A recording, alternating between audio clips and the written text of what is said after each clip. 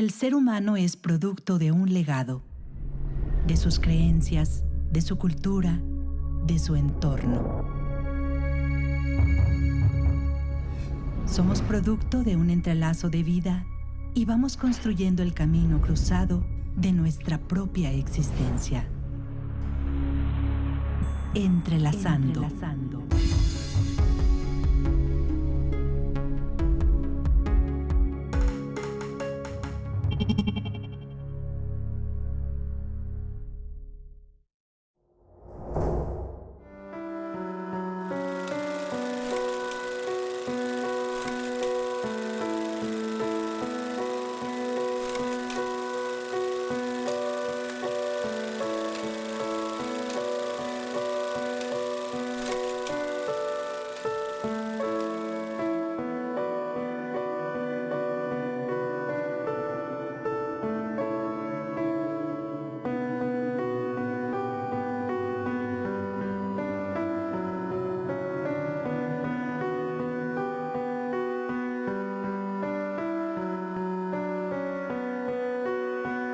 Es un símbolo de identidad para los veracruzanos, incluso para los mexicanos. También es un símbolo de identidad y de patriotismo y de defensa, ¿no?, para nuestra nación.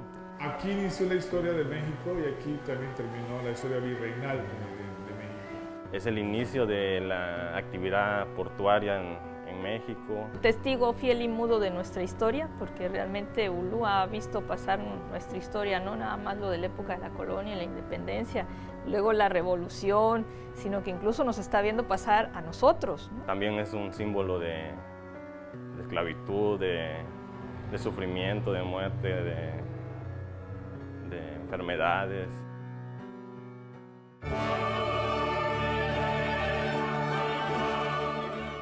Frente al Golfo de México se encuentra la 4 veces heroica ciudad y puerto de Veracruz, llamada así por su gran importancia en la historia de nuestro país.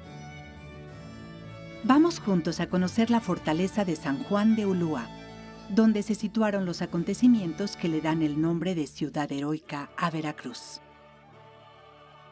Es una construcción colonial, emblemática, que ha tenido diferentes usos a lo largo de casi 500 años de historia, pues ha sido muelle, bodega, fortificación, prisión, recinto presidencial, arsenal nacional y actualmente se considera como un monumento histórico que cuenta con un museo.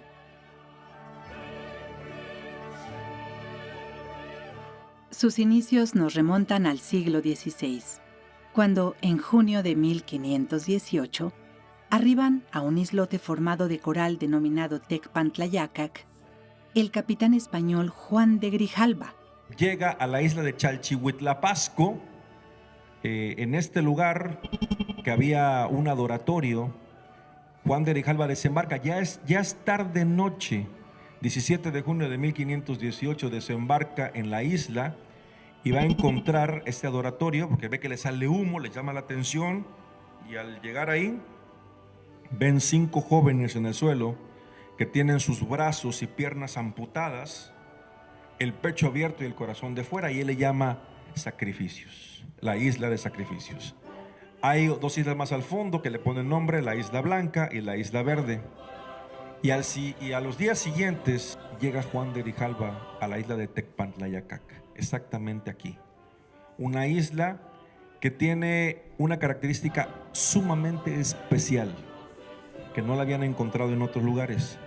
La isla es un fondeadero, un puerto natural. Tiene del lado que mira hacia tierra firme, sus playas tienen una profundidad, la costa no es tan bajita, los barcos se pueden acercar a la orilla sin encallar. Era un puerto natural. Por eso, si ahorita salimos de Ulúa, vamos a encontrar el puerto de Veracruz. Ese es el detonante principal. ¿Por qué está Veracruz aquí enfrente? ¿Por qué? Porque aquí está San Juan de Ulúa. Grijalva mapea, por decirlo en un término actual, mapea toda la costa de lo que hoy es México. Y gracias a eso, Cortés ya sabe por dónde dirigirse. Él llega ya hasta nuestras costas y se va, incluso se interna más al norte y comprende, hace una gran descripción del potencial de territorio que teníamos el Imperio Mexica.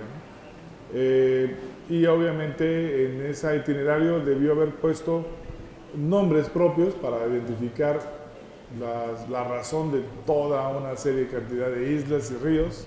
El que descubre, traza y pone nombres, inclusive allá al fondo le puso vio ese volcán con nieve al fondo aquí y le puso por nombre Nuestra Señora de las Nieves, hoy el Pico de Orizaba.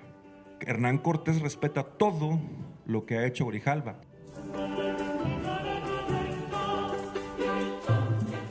Juan de Grijalva, quien, con 30 soldados, observan que en ese lugar los nativos realizaban sacrificios humanos. Sorprendidos por tal hecho, preguntan: ¿qué hacen? ¿O por qué lo hacen? ¿O quiénes son?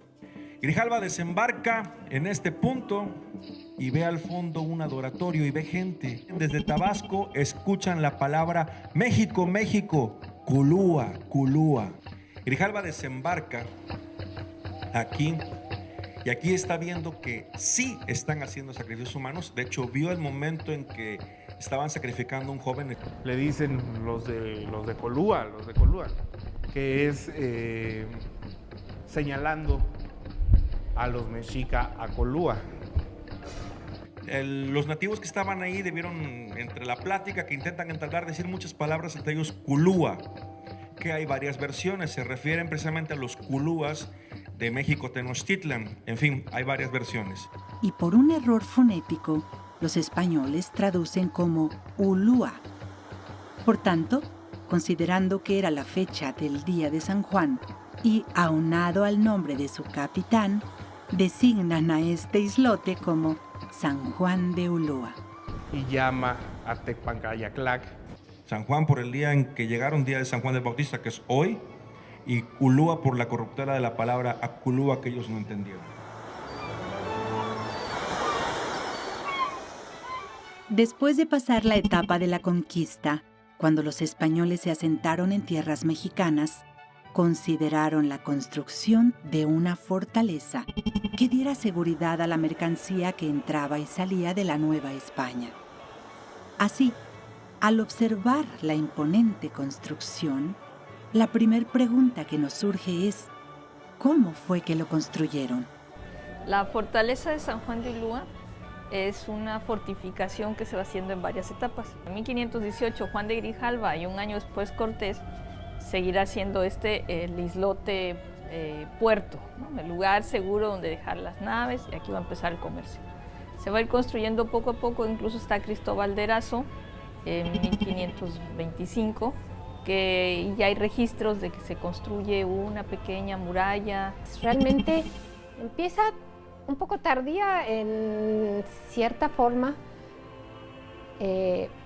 porque ya la conquista de México se da en 1521 y es hasta 1535 que llega el primer virrey, que ve que se necesita un muelle. San Juan de Ulúa es el principal puerto de la Nueva España, independientemente de que Veracruz esté en lo que ahora conocemos la antigua. Todas las embarcaciones llegan a San Juan de Ulúa, entonces es un puerto principal por las características fisiográficas de toda la costa. No se puede recibir a los barcos ni a las mercancías en ningún otro lugar que no sea San Juan de Ulúa. Inicia como un muelle para darle abrigo a los navíos y a las mercancías y a las flotas que llegan a la Nueva España. Para 1537 dan órdenes de que se empiece a construir, empiezan a instituir un impuesto del 1% sobre cada tonelada de mercancía para hacerlo, y en 1538 ya arranca la construcción de este muelle que hicieron. Fue un murallón para empezar a hacer un murallón a partir de 1550, ¿no? O sea, ya estamos hablando de mitad del siglo XVI, cuando se empiezan a construir cosas ya bien de mampostería. Que es la muralla de Argollas, es el frente que da hacia el mar y es exactamente la estructura en donde se ancló el comercio de Indias. Ese comercio que viajaba de España a México, a Veracruz, y a través de las Antillas, y después de Acapulco a Filipinas con la nao de China. Este gran comercio que enlaza 3 continentes es amarrado aquí en los argollones que se ven en la muralla de Argollas. Hoy es la parte más antigua del siglo XVI. El primer muellecito se hace de ese lado, le llaman la Torre Vieja al principio. Es una torre que está fuera, se construye en la orilla del arrecife, no en una isla. El islote está donde hoy queda el baluarte de la Soledad, que es muy adentro del edificio, porque los españoles, para aprovechar esa profundidad que brindaba el arrecife, empiezan a construir en la orilla, no en la isla. En la isla tenían las casas de madera,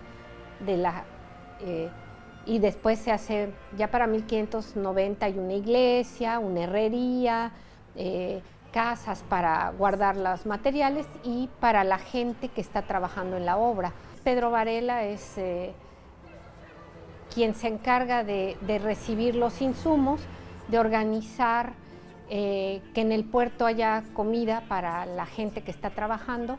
Se traen algunos negros de la avería, le llaman, de los que vienen con los mismos españoles, y indígenas de Tabasco como esclavos para la construcción. Se hace un lugarcito para traer carneros y para abastecer de carne a la gente.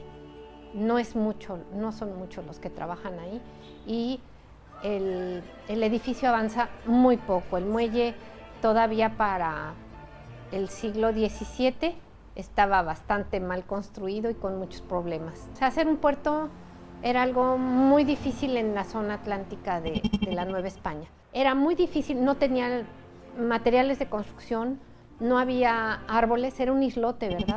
No tenía vegetación, no había agua, no tenía nada. Entonces, bueno, si no hay construcción, no hay materiales de construcción. Ulúa se construye sobre el mar, sobre terrenos lodosos. Los primeros materiales son piedra que viene de Campeche o de La Habana, porque Veracruz no tenía piedra, y posteriormente se va a incorporar lo que es el coral, que es esto que nosotros llamamos piedra múcar, pero que realmente es un coral. San Juan de Ulúa se construye con un sistema de mampostería de un elemento orgánico llamado coral esclarictinio. Se extrae del sistema arrecifal veracruzano, que es muy vasto, ¿sí?, a través de buzos, todo el virreinato. Y de ahí, exactamente, el coral es el condominio de donde habitan una gran cantidad de diversas especies de moluscos, ¿sí? Y eso le daba fluorescencia y cierta babosidad a la piedra. Se ponía al sol, se secaba y se retiraba con fibra el material orgánico hasta poder generar el esqueleto, digamos que el condominio del nuevo molusco, y a través de secado por sol quedaban completamente blancos y utilizados ya para mampostería. Se usa cal, también de concha, se empiezan a hacer hornos de cal. Los indígenas tenían muy buena cal también, y se hacen sobre todo hornos en tierra firme para surtir las obras reales. Y en las primeras casitas que se hacen durante casi todo el siglo XVI, la habitación, digamos, de la gente era de casas de madera, de los barcos que se iban a través, o sea, de los barcos que ya no servían, de los que se volteaban, se utilizaban esas maderas para hacer las construcciones. Y todas esas construcciones eran en palafitos. O sea, en San Juan de Ulúa subía y bajaba la marea por lo menos 1,5 metros diario. Entonces, todas esas construcciones fueron en el sistema que conocemos como palafito, que estaban altas para librar las mareas de todos los días. Y se va cambiando su uso a partir de las necesidades que tiene. Por ejemplo, después fue incrementándose su actividad comercial y portuaria y se hizo objetivo de distintos ataques piratas y se empezó a hacer cambios en la construcción para bola defensiva, para resguardar dichos bienes y dichas flotas, ¿no? Sí, las mercancías se bajaban aquí a barcas más pequeñas. En el siglo XVI, que hubo este espacio como puerto interior, entraban con esas barcas más pequeñas y aquí se descargaban las mercancías. Porque hay que recordar que Veracruz no va a estar como ciudad como nosotros la vemos ahora. Veracruz fue una ciudad errante.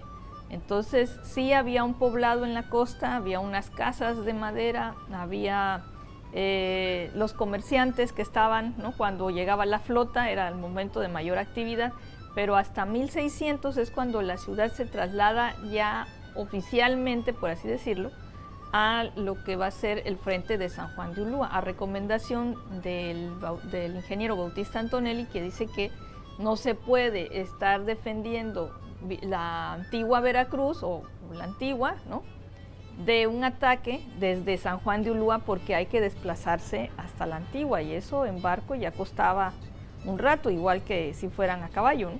Entonces, por esa razón, Antonelli decide concentrar la ciudad. Si ahí fue donde se hizo la fundación, si ya tenemos un poblado que es comercial y que funciona también como puerto, pues de una vez concentremos en la ciudad la parte comercial y de actividad portuaria y dejemos a Ulúa como obra de defensa. Hasta 1560 que llega el ingeniero Bautista Antonelli, todavía una fortificación de un muro con 2 torres y Antonelli hace el primer proyecto, digamos, ya técnico con las reglas teniendo en cuenta las reglas del arte de la construcción, de la fortificación, ¿no? Y hace un primer proyecto de una fortificación de forma rectangular o un paralelogramo como el que tenemos ahora, irregular, ¿no?, ya con sus baluartes. Este proyecto no se va a realizar y va a ser hasta que llega Jaime Frank el que le va a dar la forma que hoy tiene. Después de 1568, que llega el pirata John Hawkins al puerto, se dan cuenta de que necesitan arreglar el puerto, darle una mejor defensa, que es solamente un pequeño muro y una torre lo que está ahí. Y en 1570 llega Cristóbal de Erazo a hacer un proyecto, un capitán que llega a hacer una obra, a diseñar una obra más grande y a ponerle otra torre, que es donde estaría ahorita el baluarte de San Crispín. La fortaleza de San Juan de Ulúa, en su inicio, no tenía la función de ser un espacio de encarcelamiento, tortura y condena. Pero con el virrey don Luis de Velasco, que tenía la encomienda de concluir las obras de defensa, y para evitar el pago de la mano de obra de más soldados, deciden mandar a los presidiarios para que cubran su pena mediante trabajos forzados o la realización del servicio militar. De esa manera, pagaban al Estado los daños causados por su falta, así como su manutención por estar en ese lugar. Veracruz se traslada para el frente de San Juan de Ulúa y entonces este espacio ya no era tan útil como puerto y se genera una fortaleza en el siglo XVII, ya a finales del siglo XVII. Las fortificaciones es un género de arquitectura militar de alta escuela militar. En realidad, muchas de las grandes escuelas de matemáticas de Europa se convirtieron en escuelas militares después. Y eso fue con el fundamento de la llegada de la pólvora en Europa. Se genera este detonante que es la bala metálica de explosivo por ignición, ¿sí? Este hecho hace que los castillos feudales quedaran en desuso y las fortalezas, que es exactamente el nombre de la estructura, sean más fuertes, los muros sean más gruesos, no tan altos, ya no necesitaban ser barrera de flechas, ahora necesitaban ser barrera de balas, de explosión múltiple. Es un arte que desarrollan ingenieros militares al servicio de la corona. Está regida por una máxima o por una regla que le llaman poliorcética, que es el arte de atacar y defender. Entonces, cuando las armas se vuelven más poderosas, la arquitectura defensiva se vuelve también adecuada, se va adecuando al sistema de los proyectiles, a todo el tipo, a la potencia que tiene el proyectil en un momento dado en esta carrera armamentista. La arquitectura tiene que tener ese poder para repeler las armas. Entonces, San Juan de Ulúa crece así. Conforme van avanzando las armas, va creciendo también la forma del edificio y sus características arquitectónicas, la elegancia, la comodidad, la elegancia en términos arquitectónicos. Cada virrey llega con el encargo de arreglar San Juan de Ulúa, de ver por las fortificaciones de Veracruz, de ver cómo se van a pagar y de hacer su lista de lo que sería la ciudad y el puerto ideal, ¿no? Entonces, y cada uno de ellos trae a sus ingenieros militares. Jaime Frank va a construir la primera fortaleza, digamos. En 1668, el ingeniero militar austriaco Jaime Frank envía a la corte, al conde de Monclova, el proyecto para fortificar la isla de San Juan de Ulúa.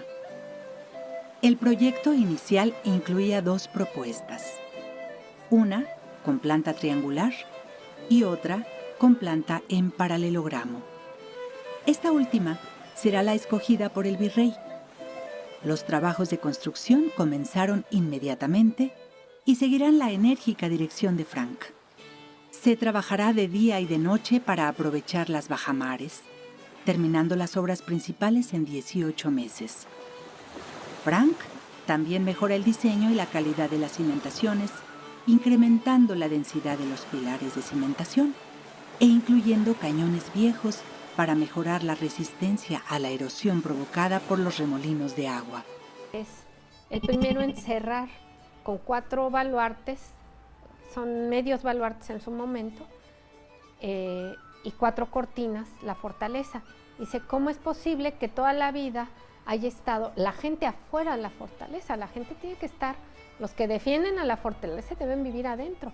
Y entonces se diseña esta fortificación cuadradita, se rellena el arrecife y se forma, digamos que el cuartel. Y pues a Jaime Frank se le hace un juicio muy grande por el gasto que tuvo, por cómo se gastó las cosas, porque tenía muchos enemigos también. Es un ingeniero que sufrió mucho su estancia aquí, un alemán que sufrió muchísimo su estancia en San Juan de Ulúa. Entonces termina degollándose en su celda, ¿no? Y a partir de Jaime Frank es que irá creciendo la fortificación con las obras de avanzada, como son el Rebellín y los 2 lunetos, ¿no? El Rebellín de San José. Nosotros que hemos hecho excavaciones arqueológicas tenemos más de 3 metros en algunas partes de relleno humano, de pura piedra, para poder librar estos cambios en la marea. Ha sido mucha mano de obra humana y son más de 300 años de construcción, o sea, empieza, te digo, en 1538 más o menos, y está en construcción todavía en 1823, que están los últimos españoles en la fortaleza, todavía. En 1840, 1838, cuando llegan los franceses, parte de la batería corrida del glacis está en construcción. Actualmente, al visitar la fortaleza de San Juan de Ulúa y estar en la puerta del Muro de las Argollas, es interesante imaginar todo lo que entró y salió por ese lugar. Es pensar que no solo eran mercancías, sino también fueron personas e ideas. Era un eslabón cultural y comercial que vinculaba a España o al viejo continente con el Nuevo Mundo.